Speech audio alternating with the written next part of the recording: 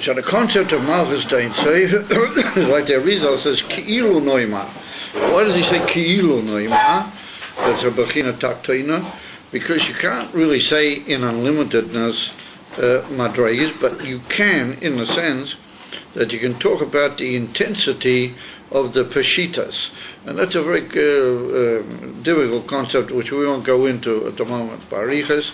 Suffice it to say that Malchus Dein Seif means a certain gradation within the Ein Seif, which Yesh Bezer Ribui Madrigas, in order that the Koach HaGvul should be able to affect and be poil on the infinite light. And not just be once again absorbed inside the infinite light, like the Koach HaGvul is prior to its Galus Alidei the Tzimtzum.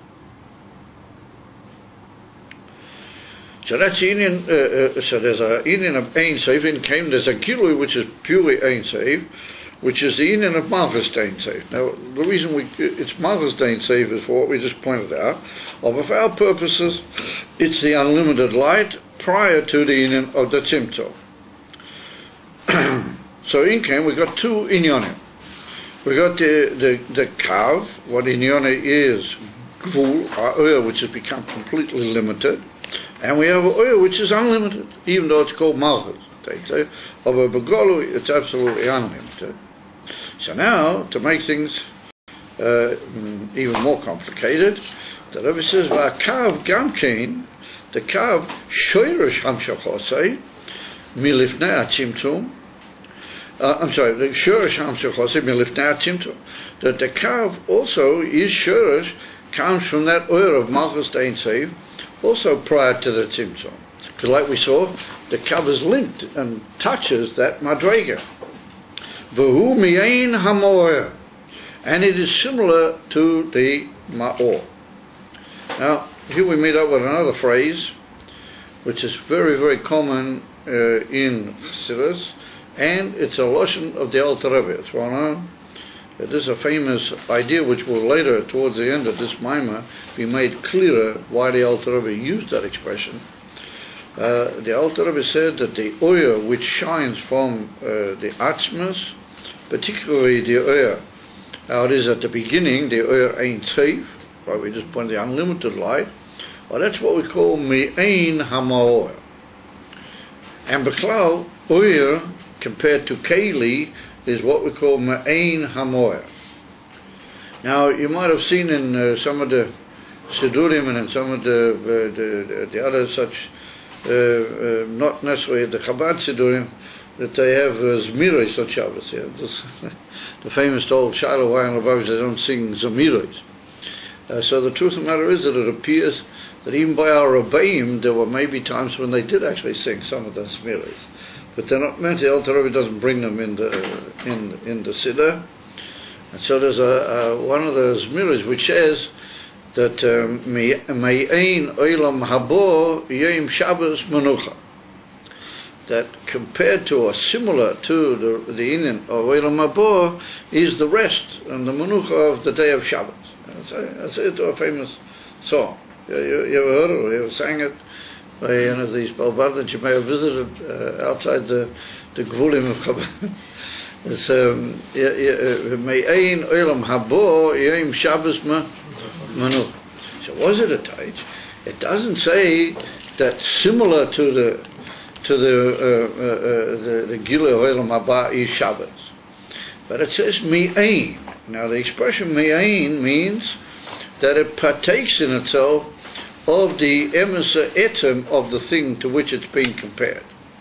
When I say that one thing is similar to another, then I don't necessarily mean that it has in itself the etem of the other madrega.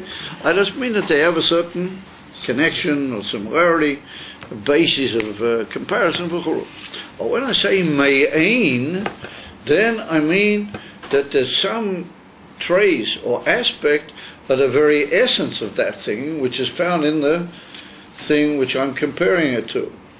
Which means that ultimately I have to say that if something is me'ein, something else, it's really a min gilui of the etem of that madrega.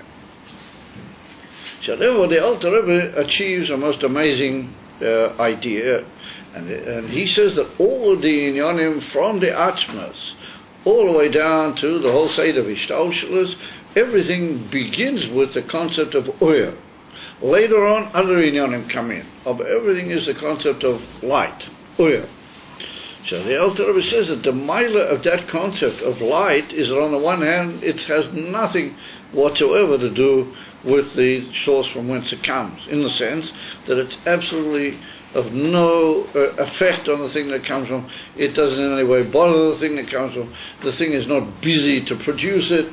It's completely and utterly of no erech legabi the thing it comes from. For example, if you take the fluorescent light, the light going off from the etzem light itself doesn't affect the fluorescent one way or the other. It doesn't matter to anybody if it's meir, if it's not meir. And the same with a candle or any source of light. The actual light itself is of no reference whatsoever, and of no nagia or no nafkamina legabi the thing that's giving it all. However, there's another amazing contrasting concept the other way, is that the light is really, says the Alter Rebbe, me'ein hamoer, that there's certain essential traits of the source of the light which come over in the light. In other words, that the light is kilu burning both things. It dances on both, as you might say, chasanas. The mitzad echad, it's of absolutely no significance to the ma'or, yet on the other hand, it has in itself essential characteristics of the ma'or.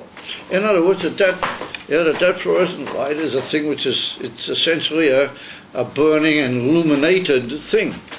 And so the light that goes off from it is also illuminates, it lights up.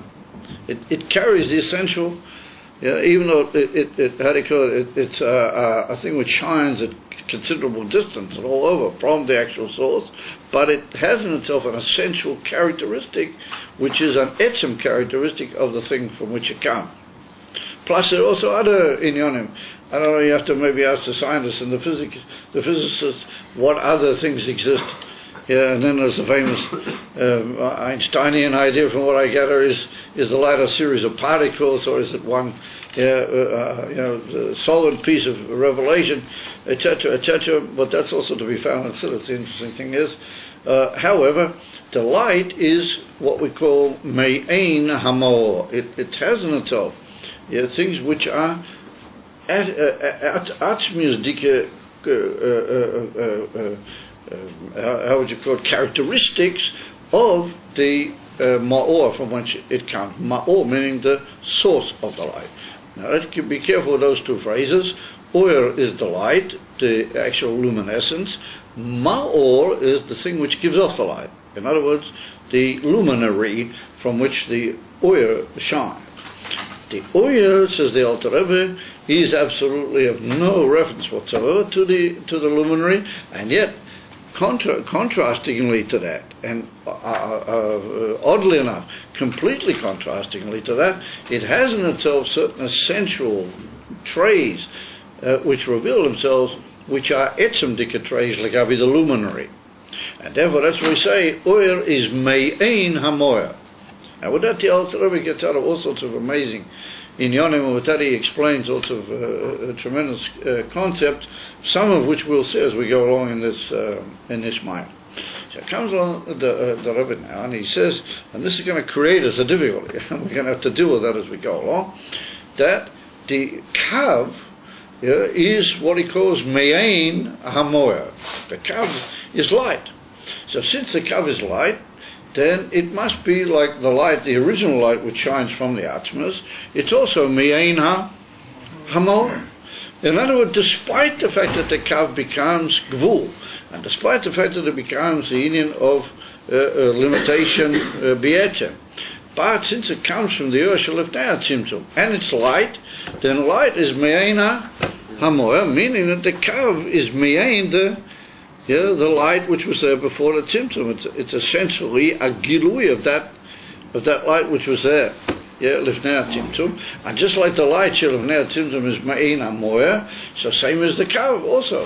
Me'ein hamoyer. In other words, it's me'ein the light Lifnei Tzimtzum, and through that it's also me'ein the very etzem of the Atzma. Idachim says the Rebbe, we find then that in the Kav we're already seeing these two contrasting nuances. On the one hand, the Kav is only limitation, it's only oil which has already come into Gvul. On the other hand, it's Bepnimius oil, but Toich, what it really is, it's Me'ain HaMoya. So that he throws in here, almost like you might say for good measure, because it sort of somewhat puzzles the reader when you read that little phrase, because we're going with the fact that the Kav is all tzimtzum and limitation. So the Rebbe said, the Rebbe, Ulegabi b'china zu, Ulegabi the inyan of the Kav, how he is a inyan of limitation and gvul, Chochma da'atzilos hu b'chinas adameh le'elyon. He said, Ulegabi the Kav, the inyan of Chochma da'atzilos is Gilui ha'helem. And there are just a series of gradated madrigas which can be compared one to the other, and therefore we say Adameh le'elyon. But ulegabi ha'amshocha sheb'chinas ein tzvi. In other words, the oil how it is prior to the tzimtzum, and the oil aposhut how it's beyond the whole inyan of the Kav. Then that legabi that the inyan of Chochma da'atzilas is a Chochma mi'ayin. In other words, it's inyan for yesh mi'ayin. In other words, here we have the two things. We have the inyan for Gilui Helem and yesh mi'ayin. So the Alter Rebbe says that Atzilus is both of them. It's Adameh le'elyon Gilui Helem, and it's also yesh mi'ayin. How can you do that? It can't be both. Yesh mi'ayin and Gilui Helem are Hafochim and opposite zeh mi zeh. So it depends what you're talking about. If you take Atzilus, legabi Ak, and legabi even Klolos HaKav, despite the fact, but that's tantalizing, that the Kav has in itself a inyan which is Me'ain HaMoya, with that we're going to have to settle with it as we go along. Over Begoli, the Kav is a limited entity, and therefore we can say that Atzilus being a whole series of limited entities, are those limited entities, legabi the inyan of the Kav is Gilui Helem, and therefore it's called Adameh le'elyon. Ve'ilu legabi the oil is prior to the tzimtzum. The oil how it's still completely unlimited, even though it's Malchus Dain say. Over B'poil it's unlimited. Begiluyei legabi the Kav, which is the absolute opposite end of the stick, the inyan for limitation. Legabi that and Nachanami. Atzilus is yesh mi'ayin. And I feel the madriga aki rishona, and the highest level in Atzilus is ein Nachanami. It's yesh mi'ayin. So that's like the how do you call it, the picture that we're trying to put on the map. That we have here Olam Atzilus, legabi the Kav, and legabi the whole inyan of Ura Gvuli, and the whole what you might call resultation of the inyan Atzimtzum, which is to produce oil which is already limited in very etzem mahusay. Legabi that it's Gilui Helem, it's just a series of derivations further downwards. But the details are already there, like we said. In Ak, all the details are really hidden, and even in the Kav, because the Kav is already a limited light.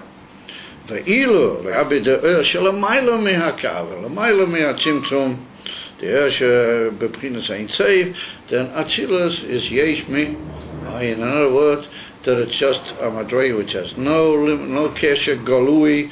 It's a inyan from ein roich and can't be compared in a form of Adameh le'elyon. All right, so that's so far. Now we go a bit further. Omnom adayin, says the Rebbe, tzorik li'ovin. We still have to understand that me'achar she'achochma legabi hakav hu b'chinas Adameh le'elyon.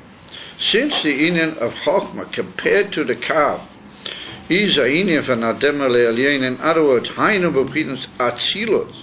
When we say Chochma, we mean the general concept of Olam Atzilus, because Chochma is the beginning of Olam Atzilus, and we've already said Shehu B'chinas Gilui HaHelem. Here we're saying that the inyan of Olam Atzilus, legabi the Kav, is the inyan of Gilui HaHelem. V'akav hu mibchinas atzmus ein tzvi shelifnei atzimtzum. שהאויר הוא מעין המויה. אם כן, הרי הוא גם כן בחינת גילוי ההלם. Now we have to understand what is the Rebbe asking here.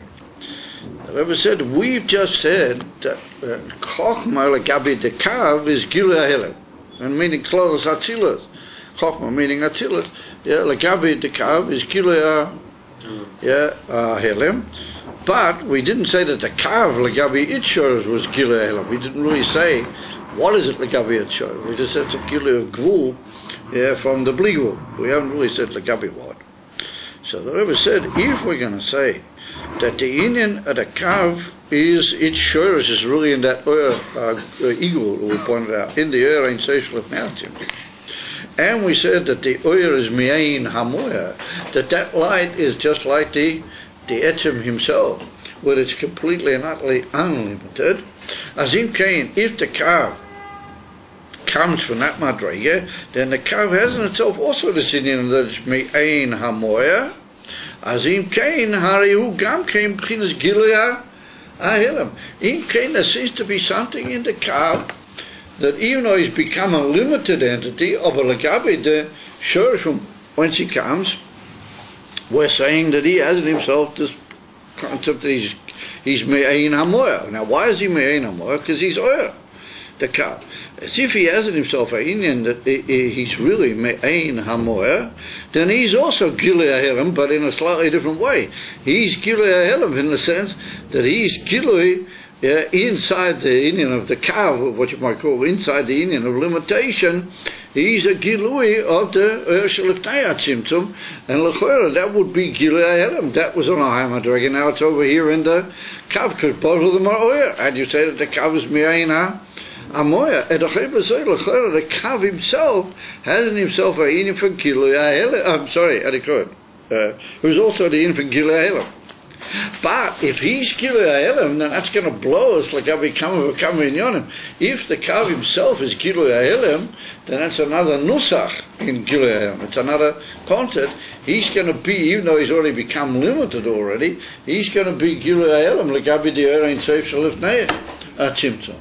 So then you're going to run into a problem. How come that you say that the certain madregas like Abi the Yoslov now Tzimtzum yesh mi'ayin, and there are certain of them are Gilui HaHelem. If the kav himself being already limited, but compared to his shores, which he comes from mitzad his pnimius, which is oyer, he's also Gilui HaHelem, then you blow the whole concept.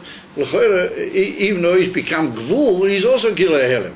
And the implication that we have now is that a gvul, a gabi that oil, which is Bli Gvul, is an inyan yesh mi'ayin and ein arei. So that's basically the question that we're now, and like we said, the kav is going to be a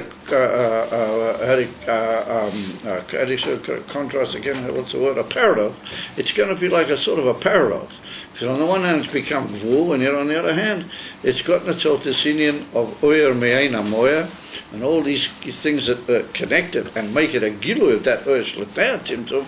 How are you going to settle with that? How are you going to have on the one hand that Atzilus is Adamele Elyon Legabi Zeh, because it's limited, and yet on the other hand you're saying that really it's gilui of the oyer Lefnei Tzimtzum. It's another type of Gilui HaHelem, but that will interfere and blow all of your concepts that you've had up to now. And therefore, the ultimate question is going to be: why do you say that one lot is yesh mi'ayin and one lot is Gilui HaHelem? Just say that they're all Gilui HaHelem, or that they're all yesh mi'ayin. In other words, why do you say one is Bli Gvul and the other one is Gvul?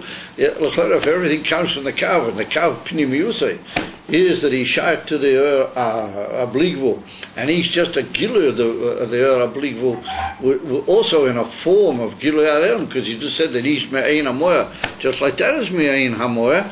Erachim Kain, why do you say one is yesh mi'ayin and one is Gilui HaHelem, and why do you say all these differences? L'chora, they can all be considered the same thing, because ultimately, they all come from the kav. He's the first revelation after the Tzimtzum. That's what that's the problem that we're going to run into temporarily. But fortunately, it'll right itself shortly after we get into the details of the question. V'hagam, said the Rebbe, you could say, well, maybe the kav isn't really Gilui HaHelem. because you were about to say that it came through the Tzimtzum. That some shocha was through the Tzimtzum. So maybe you'll say that since it came through the Tzimtzum, then the Tzimtzum blew the concept of me'ein amoya and took away the real similarity of the kav l'gabi the ein seif, because it came through the Tzimtzum. I mean, that's the first thing you would answer. I mean, the kasha seems to be almost like a confusion, because you'll say immediately, well, wait a minute, we just said that the kav came through the Tzimtzum, and the Tzimtzum was the union of Agbola and limitation in the most ultimate sense. The kav ran into the Tzimtzum, and then it became a union for absolute gvul, and therefore it's not really anymore, me'eina amoy. You can't have your cake and eat it too. So the fact that the Rebbe asking the kasha that it is me'eina amoy, he's avoiding that issue. We just said that sof the kav is really the koach hagvul because it came through the Tzimtzum. So therefore the Rebbe said, I just said that the hamshacha the kav is elideh Tzimtzum. This thing came, what am I bothered about? Why do I keep saying no? The kav is really me'eina amoy, therefore he's going to blow all of my concepts. Why? Just say that the kav came through the Tzimtzum. And since it came to the Tzimtzum, it's already gvul, so everything's fixed up. It's gvul. The Ursha lift now, Tzimtzum is bligvul. Elamai, we seem to be locked with this idea that the kav is somewhere or another, compared to the Tzimtzum. Tzimtzum. So don't say that. Just say that it came through the Tzimtzum. And that's a big paradox that we're going to meet up with all the way along. Miko Mochim said that. Why do I say that I'm making a whole kasha out of this? That the kav seems to be me'ein amoya, and therefore it tends to blow all of my concepts. He said because even though it comes through the Tzimtzum, harei mavua bi'eit chayim, shezeu ma she'acha atzimtzum himshich min ha'oir ein seif kav echad yosho min oir ha'igul shaloi.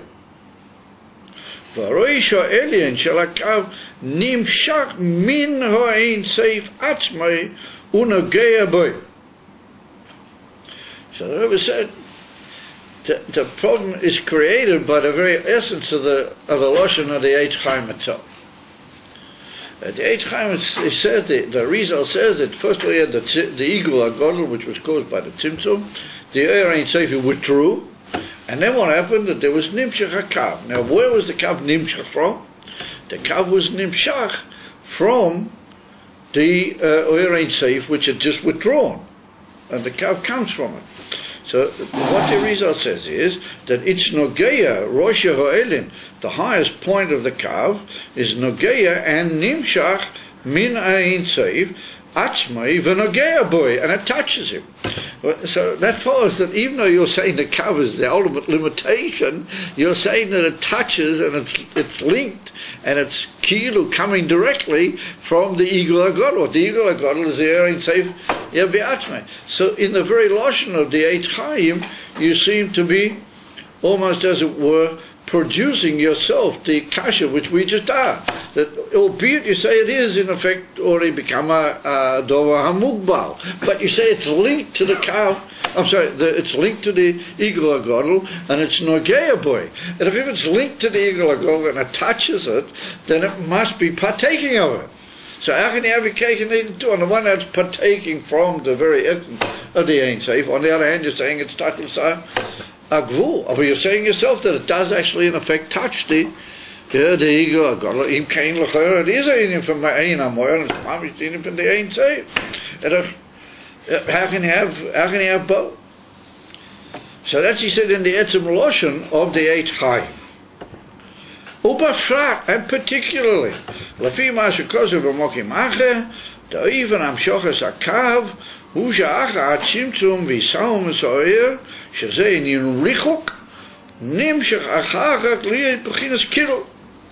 So he said that it's mavur in other places in Chassidus Chabad. That what happened here with the Tzimtzum is like two opposite tnuis, two opposite movements altogether. That on the one hand, the Eibishter withdrew the Oyer HaBligu, the Malchus Ein Seif. He withdrew it altogether. Yeah? And left over what we call a vacuum, a mokim pot. He withdrew it completely. How did you get the Indian of the Kav? Oh, he came back again.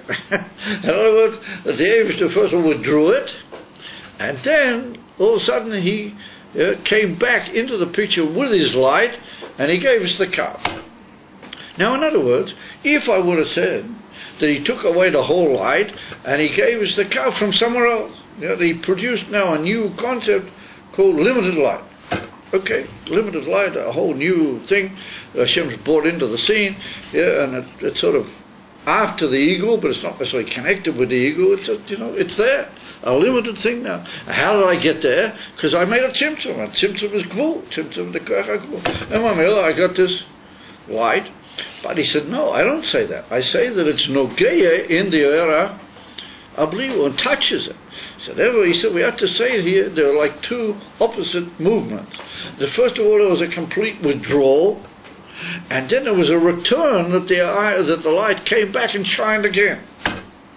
And if the light came back and shined again, and that's what gives me the calf, it comes to say, what he really just took away, he's already coming back with it at the same time. So I asked myself to give only Shaila, if he took it away, now he's coming back with it, then we're back to where we started. We've got the all over again. Oh no, we haven't. We've got it in the form of a calf. Okay, so it doesn't touch the legal. Oh yes, it does.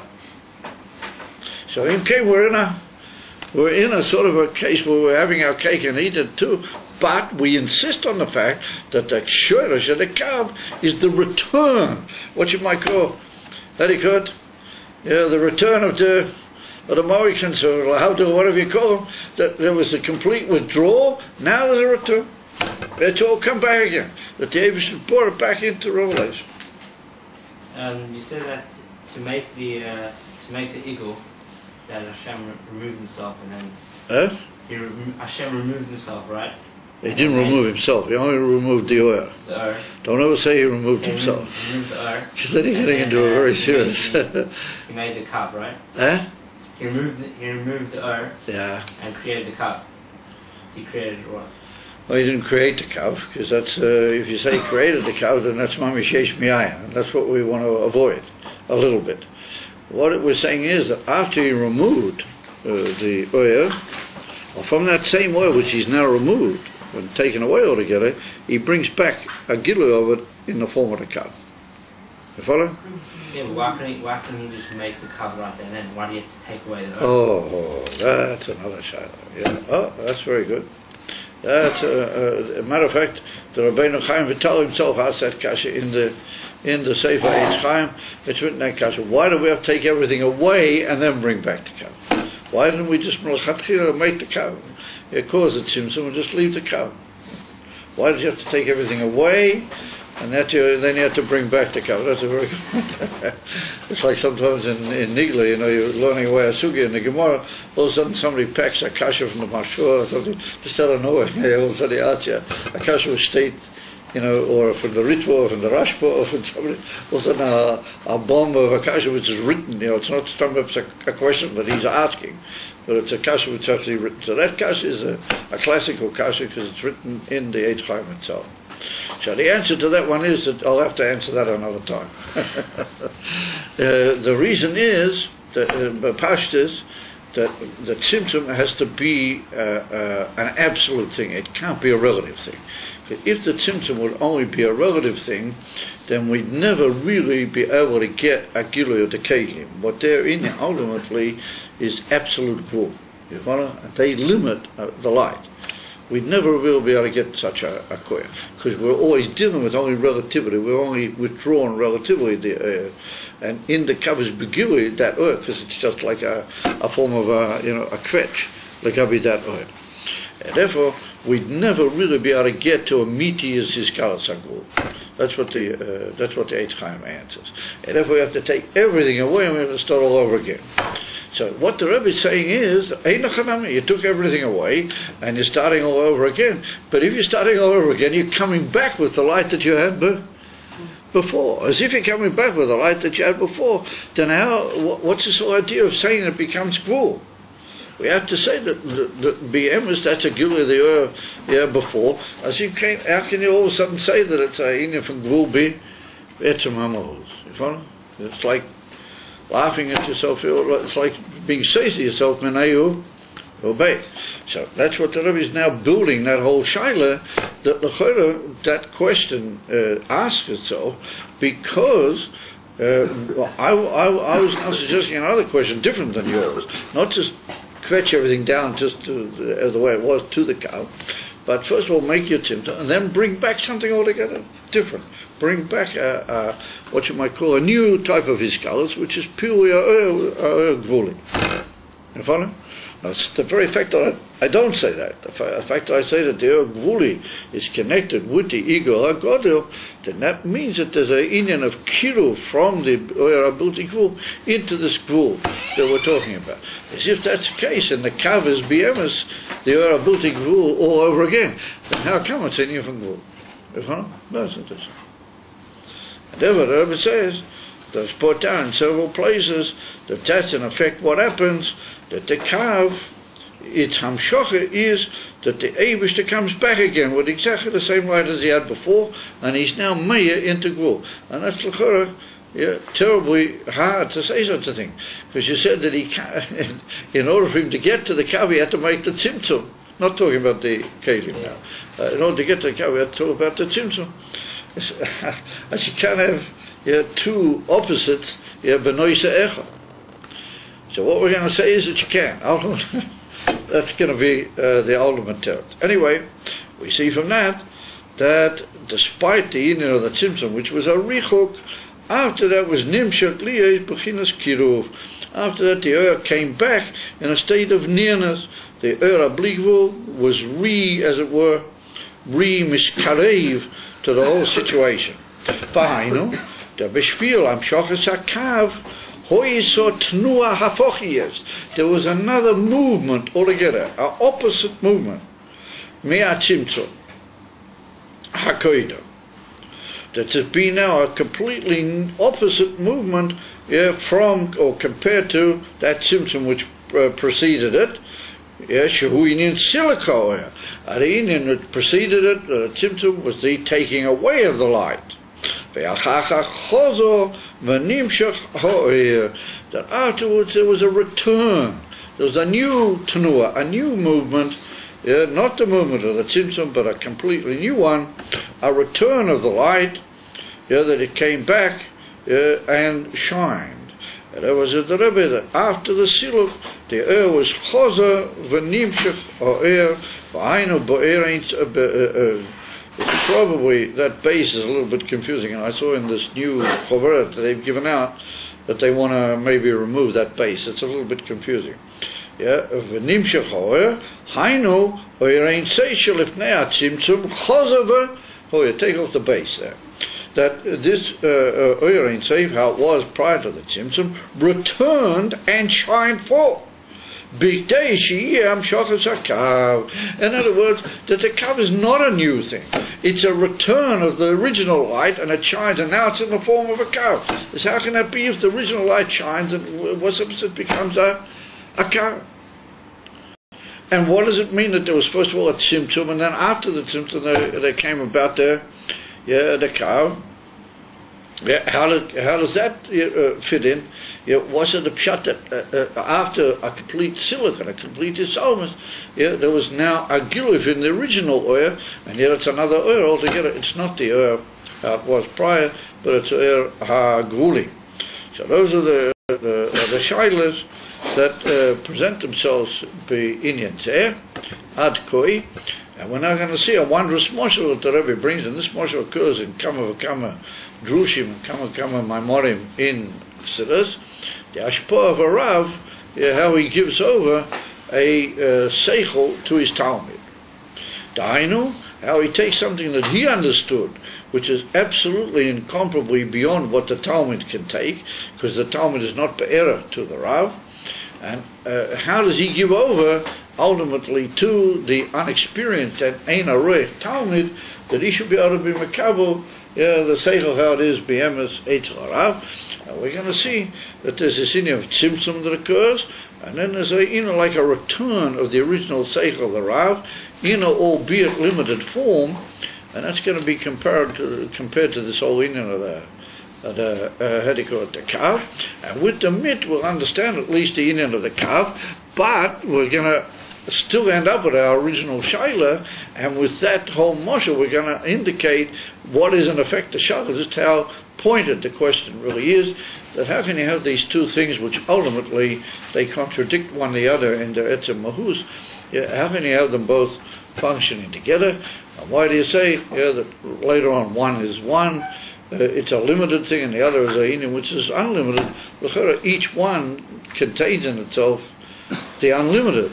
Why is this one limited and why is that one unlimited? And we'll see about that, Mir Hashem, in coming and future shiurim.